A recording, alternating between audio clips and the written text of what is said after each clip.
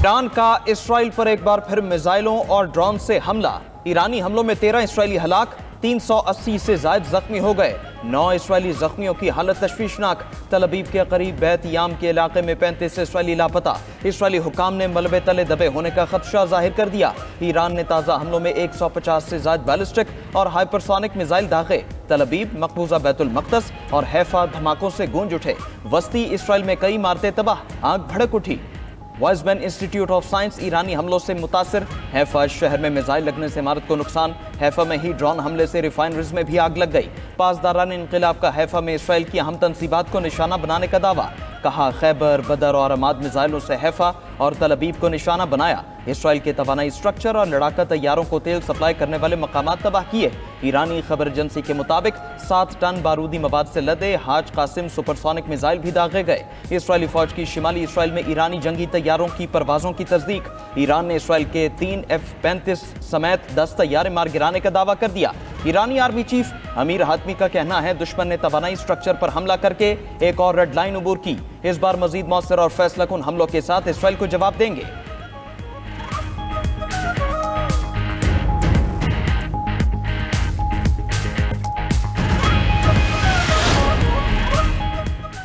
Israel के Tehran में तकरीबन 80 अहदाफ पर हमले, जौहरी साइट्स, मिसाइल लॉन्चिंग से मुंसलिक मकामात और ईंधन ज़खायर को निशाना बनाया। तेहरान में तेल के 2 डिपो तबाह, शाहरान में भी ऑयल डिपो में आग लग गई। वस्ती तेहरान में पार्लियामेंट के करीब भी धमाके हुए। न्यूज़ एजेंसी के मुताबिक इसराइली ड्रोन ने तेहरान में वजारत दिफा की इमारत को निशाना बनाया। Defence research and innovation organisation के हेडक्वार्टर्स पर भी हमला। IDF ने दावा किया कि मगरबी ईरान में एक ज़ेर ज़मीन मकाम को क्लस्टर बमों से निशाना बनाया गया। इस मकाम पर क्रूज मिसाइल जखीरा और लॉन्च किए जाते थे। इसराइल ने ईरानी शहरियों के लिए हंगामी इनखला का पैगाम भी जारी कर दिया।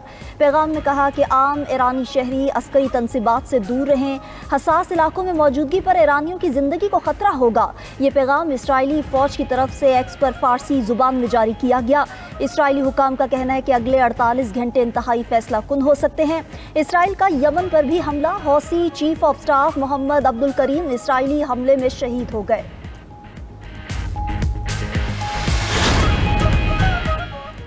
इसराइल के हमलों में अमेरिका बराबर का शरीक है। हमलों के पीछे अमेरिकी पुष्टपनाही के सबूत मौजूद हैं। अमेरिका को इसका खमियाजा भुगतना पड़ेगा। ईरानी वज़ीर ख़ारजा अब्बास इराक़ची की प्रेस कॉन्फ्रेंस वाज़ेह किया कि तेहरान इसराइल पर जवाबी हमले अपने दिफा में कर रहा है। हम जंग को बढ़ाना नहीं चाहते, लेकिन अगर मजबूर किया गया तो ईरान पीछे नहीं हटेगा। एटमी तनसीबात और तवानाई के ढांचों पर हमले जंग को खलीज फारस तक ले आए हैं। अब्बास इराक़ची मजीद बोले, इसराइल ने हमला करके जौहरी मुज़ाकरात सबूताश किए। यूरेनियम की अफजोदगी 60% से ज्यादा करने का अमल जारी रहेगा। किसी ऐसे मुआहदे का हिस्सा नहीं बनेंगे जो पुरअमन जौहरी तवानाई के हुसूल से रोके।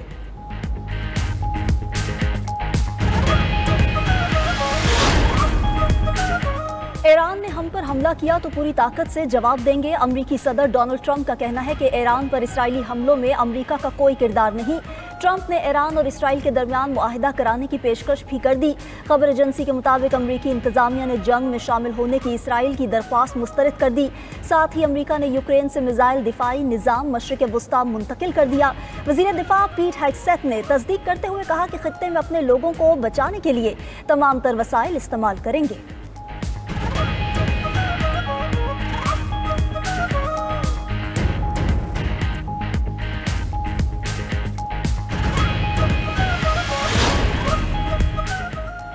ईरानी सुप्रीम लीडर आयतुल्लाह खामेनाई पर हमला खारिज इम्कान नहीं। इसराइल ने खतरनाक अज़ाइम से आगाह कर दिया।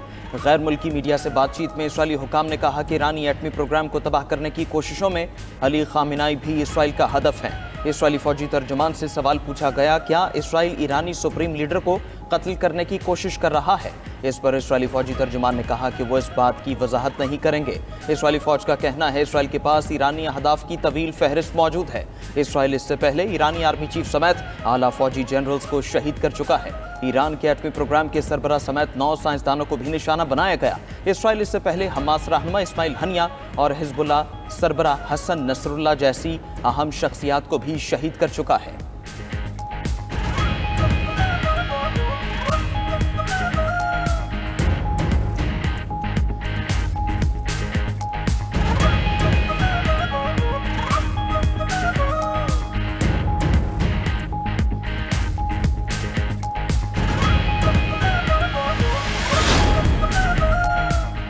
ईरान की एटमी अदम फैलाव के मुआहिदे से अलग होने की धमकी। अक़वाम मुत्तहिदा में ईरान के मुस्तकिल मंदूब सईद एरावानी ने सलामती कौंसिल में जमा कराए गए खत में कहा कि बरतानिया, फ्रांस और जर्मनी बेबुनियाद इल्ज़ामात लगा रहे हैं।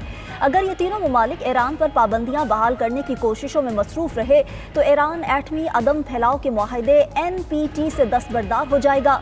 मगरबी इक़दामात का मुतनासिब जवाब दिया जाएगा। आर्टिकल 10 के तहत NPT से अलहदगी इख्तियार करने का अमल शुरू कर दिया जाएगा।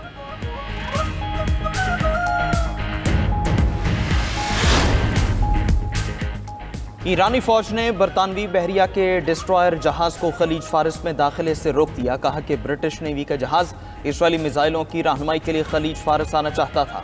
ईरान का अबनाए हम्स की बंदिश पर गौर। ईरानी रहनुमा इस्माइल कौसरी का कहना है, स्ट्रेटेजिक अहमियत के पेश नज़र अबनाए हम्स की बंदिश का संजीदगी से जायजा लिया जा रहा है।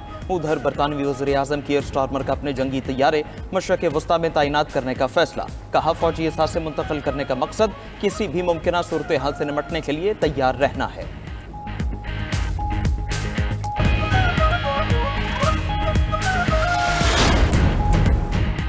ईरान मुज़ाकरात की मेज़ पर था। ट्रंप ने नेतन्याहू के साथ मिलकर साजिश की। ईरानी मुबस्सिर ने बरतानवी टीवी की हक़ाइक़ मस्क करने की कोशिश बेनकाब कर दी। प्रोफेसर मरोंदी ने बरतानवी टीवी की एंकर से कहा कि आप हक़ाइक़ मस्क करने की कोशिश न करें। आपकी हुकूमत और मीडिया अब बेनकाब हो चुका है। यूरेनियम अफजोदगी पर अमरीका का मौक़िफ़ पहले कुछ और था। ईरान पर हमले के बाद अमरीका ने मौक़िफ़ अचानक बदल लिया।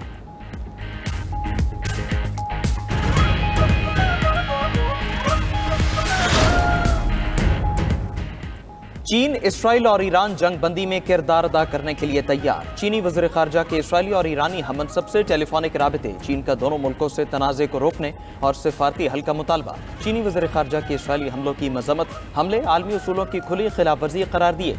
ईरान की खुद मुख्तारी की हिमायत का ऐलान। चीनी वज़ीर ख़ारजा ने इसराइली हममनसब से कहा, ईरानी एटमी मसले का फौजी नहीं सिफारती हल तलाश किया जाए।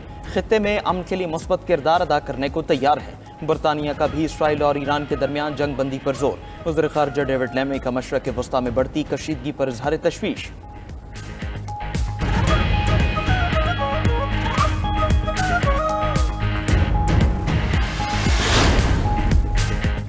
इसराइली हुकूमत ईरान से तनाज़ा बढ़ाना चाहती है ताकि अमरीका को भी इस जंग में शामिल किया जाए। सऊदी वलीअहद मोहम्मद बिन सलमान की ईरानी सदर मसूद पेज़ेश्कियान से टेलीफोन पर गुफ्तगू। सऊदी वलीअहद ने उम्मीद जाहिर की कि ईरान दानिशमंदाना इक़दामात करेगा और तल अवीव के अहदाफ को नाकाम बना देगा। आज पूरी इस्लामी दुनिया ईरान की सपोर्ट में मुत्तहिद है। सदर पेज़ेश्कियान ने कहा कि सऊदी अरब और ईरान मिलकर खित्ते को पुरअमन बनाएंगे। सऊदी वलीअहद मोहम्मद बिन सलमान से तुर्क सदर का भी राब्ता। सदर तैयब उर्दवान ने कहा कि कशीदगी कम करने के लिए इसराइल को रोका जाना चाहिए। नेतन्याहू हुकूमत इलाकाई इस्तेहकाम के लिए सबसे बड़ा खतरा है।